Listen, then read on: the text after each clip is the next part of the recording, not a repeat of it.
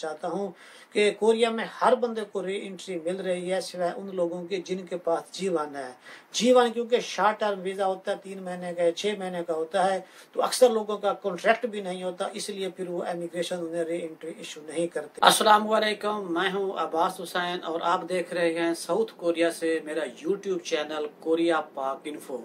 आज की मेरी वीडियो उन E9 लड़कों के बारे में है जो पाकिस्तान छुट्टी जाना चाहते हैं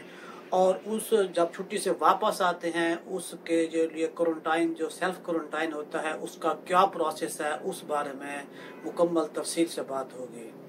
मेरे दोस्तों, जब से कोरोना वायरस ने पूरी दुनिया को लपेट में लिया है, इसी तरह साउथ कोरिया में भी इसने काफी तादाद में यहाँ पर लोगों को इफेक्टेड किया है। इसके बावजूद भी कोरिया ने बहुत सारे मुल्कों पर पाबंदी भी लगाई थी और कुछ पर नहीं भी लगाई थी, लेकिन जब से ये हालात बेहतर हो रहे हैं तो इसी तरह अपने मुल्क में जैसे इन्होंने बहुत सारी और तब्दीलियां की हैं, उसमें ये एक तब्दीली ये भी की है कि जो भी आप कोरिया में आएगा उसे यहाँ कोरिया में आकर क्वारंटाइन के लिए सेल्फ क्वारंटाइन करना पड़ेगा। इसका प्रोसेस कुछ इस तरह से है कि जब आप यहाँ साउथ कोरिया से छुट्टी जाते हैं पाकिस्तान, तो उसके लिए सबसे पहले जो आपको री एंट्री लगवानी पड़ती है, वो आपको री एंट्री अप्लाई जब इंटरनेट के ऊपर जब आप ऑनलाइन अप्लाई करते हैं तो वहाँ पर आप एक हल्फनामा होता है जिससे सेल्फ क्वारंटाइन पेपर होता है, वो आप एक एग्रीमेंट करके यहाँ पर जाते हैं कि जब आप वापसी आएंगे तो आप सेल्फ क्वारंटाइन भी करेंगे और साथ अपने PCR लेकर भी आएंगे। और जब आप यहाँ पर वीज़े के लिए अप्लाई करते हैं तो ये बात जहन में रखें कि आपके पासपोर्ट या ID कार्ड के ऊपर टाइम ज़्यादा होना चाहिए। अगर आपके पासपोर्ट के ऊपर टाइम 6 महीने का है और आपका वीज़ा 2 साल का रहता है तो आपको री एंट्री सिर्फ 6 महीने की ही मिलेगी। और अगर आपके ID कार्ड के ऊपर 5 महीने का वीज़ा रहता है और आपका जो पासपोर्ट है वो 2 साल का रहता है तो फिर भी आपको वो 5 महीने की री एंट्री मिलेगी। यानी कि जितना टाइम आपके ID कार्ड और पासपोर्ट के ऊपर होगा उसी की मिलेगी, जबकि जो री एंट्री होती है ये आपको पूरे 1 साल की मिलती है। अगर आप ऑनलाइन अप्लाई करते हैं या आप खुद जाके ले लेते हैं ये भी अच्छी बात है, और अगर आप यहाँ से नहीं ले लेते तो जो लोग यहाँ टिकटें वगैरह बना रहे हैं वो भी आपको ये सर्विस दे रहे हैं, और उसके लिए जो सबसे पहले काम होता है वो होता है आपकी ID बनाना। इस पर मैंने तफसील से वीडियो बनाई हुई है कि आप हाई कोरिया की साइट पर जाकर अपनी ID किस तरह बना सकते हैं, आप इसे डिस्क्रिप्शन में भी देख सकते हैं। उसके बाद जब आप एयरपोर्ट पर चले जाते हैं यहाँ से सारा कुछ करने के बाद, तो अगर जब आपने इंटरनेट पर ऑनलाइन अप्लाई कर लिया है और आपने वो पेपर प्रिंट भी निकलवा लिया री एंट्री वाला, तो वहाँ पर जब तीसरी फ्लोर है जहाँ पर वो डिपार्चर का होता है, जहाँ बोर्डिंग वगैरह होती है, तो उनका A से लेकर Z तक जो सारे उन्होंने काउंटर बनाए हुए हैं उनमें से जो H का काउंटर है उसकी बैक पे जाएं तो वहाँ पर इमिग्रेशन का री एंट्री का ऑफिस अलहदा उन्होंने बनाया हुआ है। वहाँ पर जाकर आप अपने पासपोर्ट के ऊपर फ्री में स्टिकर भी लगवा सकते हैं और ये आपको लगवाना चाहिए। ये आपके लिए एक एहतियाती तौर पर बहुत अच्छा काम होता है। उसके बाद जब आप यहाँ से जाते हैं तो आपको जाने से पहले अपने कमरे का अपने मकान का बंदोबस्त करके जाना चाहिए, क्योंकि जब आप चले जाते हैं पीछे कुछ दोस्त होते हैं या कंपनी वाले होते हैं वो आपको सही तरह कोऑपरेट नहीं कर पाते।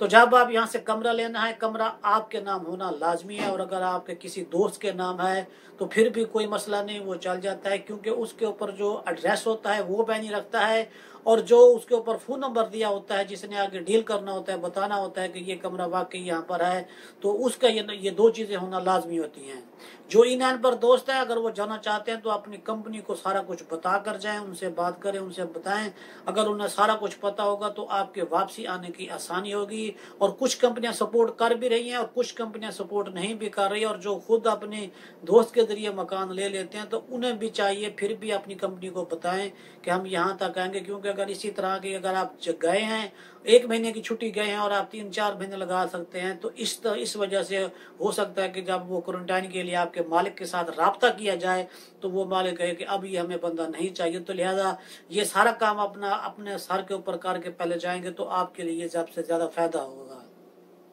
उसके बाद जब आप यहाँ से पाकिस्तान चले जाते हैं तो वहां पर जाने के बाद आप अगर क्वारंटाइन के लिए जब वहां आपको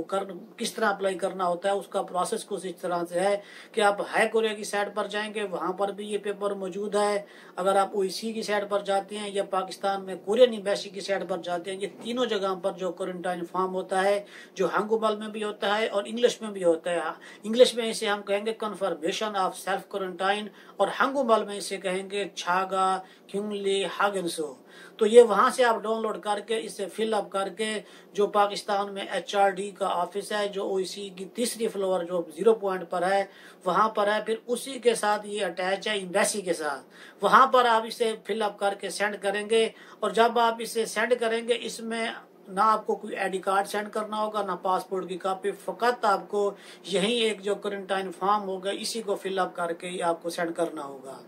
अब ये जो क्वारंटाइन फॉर्म होता है ये किस तरह अप्लाई होता है, किस तरह ये फिल होता है, मैं ये भी आपको बता देता हूँ। इसके लिए ये जो तस्वीर भी आपके सामने आ रही है इसमें जो इंग्लिश वाला है वो मैं कुछ बताता हूँ। सबसे पहले इसमें आपका नाम आएगा, नाम के नीचे आपकी नेशनैलिटी जो आपकी कंट्री है वो आएगी, तीसरे नंबर पर नीचे आपकी जो फ्लाइट नंबर है जिस फ्लाइट से आप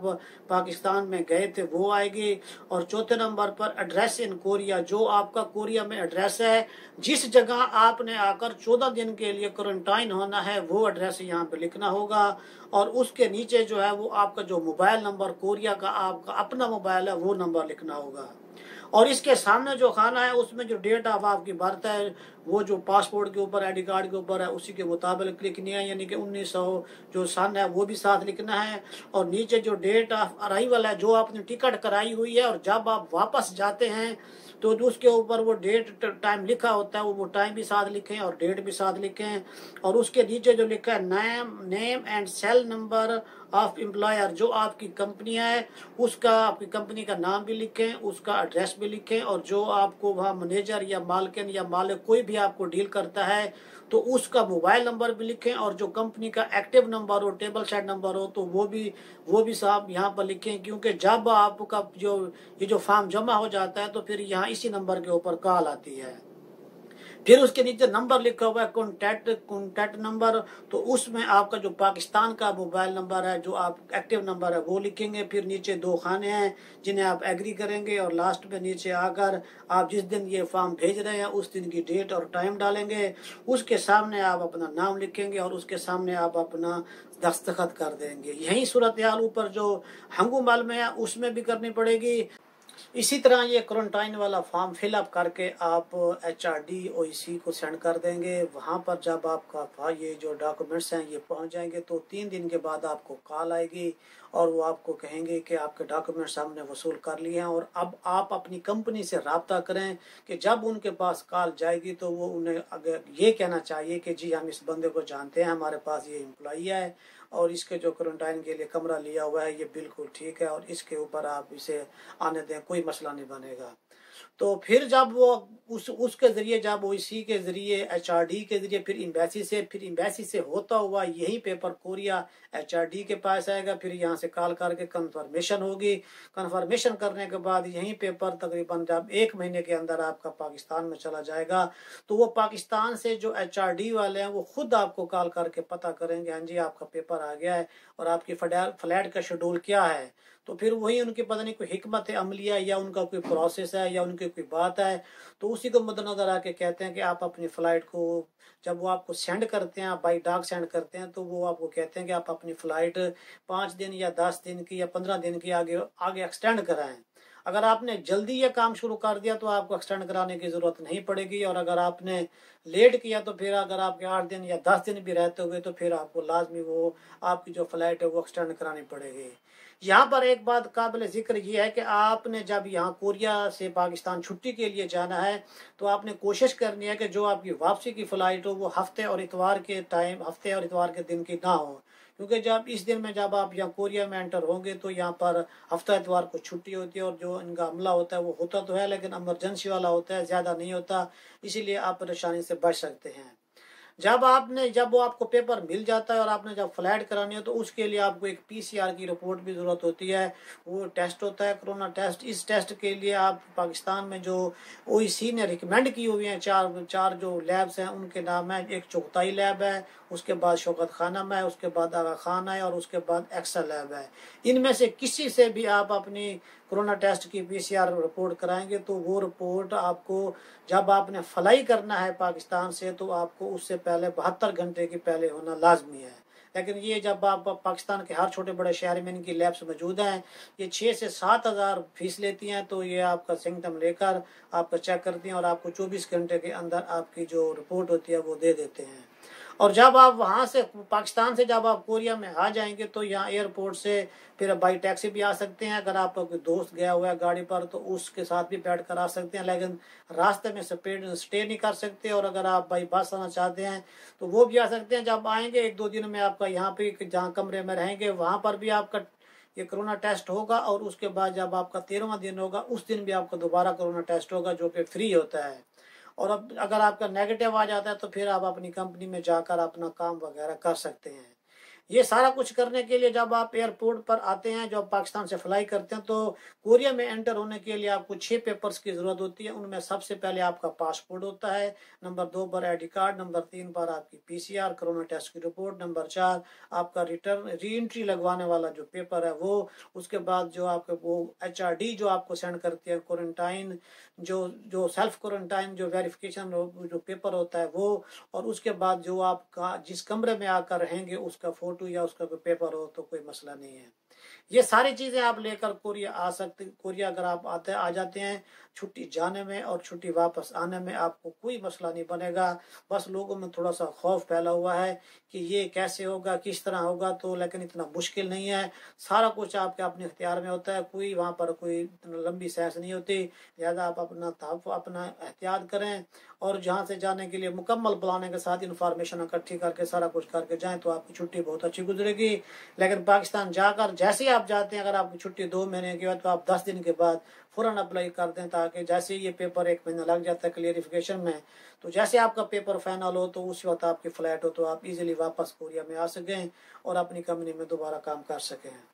अगर आपको इन्फॉर्मेशन अच्छी लगी है तो अपने उन दोस्तों तक लाजमी पहुंचाएं जो पाकिस्तान जाने के लिए जो ख्वाहिश रखते हैं कि हम छुट्टी जाना चाहते हैं। और यहाँ पर एक बात और भी मुझे याद आ गई, बताना चाहता हूँ कि कोरिया में हर बंदे को री एंट्री मिल रही है सिवाय उन लोगों के जिनके पास G1 है। G1 क्योंकि शॉर्ट टर्म वीज़ा होता है, 3 महीने का 6 महीने का होता है, तो अक्सर लोगों का कॉन्ट्रैक्ट भी नहीं होता, इसलिए फिर वो इमिग्रेशन उन्हें री एंट्री इशू नहीं करते। वीडियो अच्छी लगी है तो लाइक और शेयर लाजमी करें, और अगर आप मेरे चैनल पर नए हैं तो चैनल को सब्सक्राइब करते हुए बेल आइकन को दबाना मत भूलें। दुआओं में याद रखिएगा। एक नई वीडियो के साथ फिर मुलाकात होगी। अस्सलाम वालेकुम।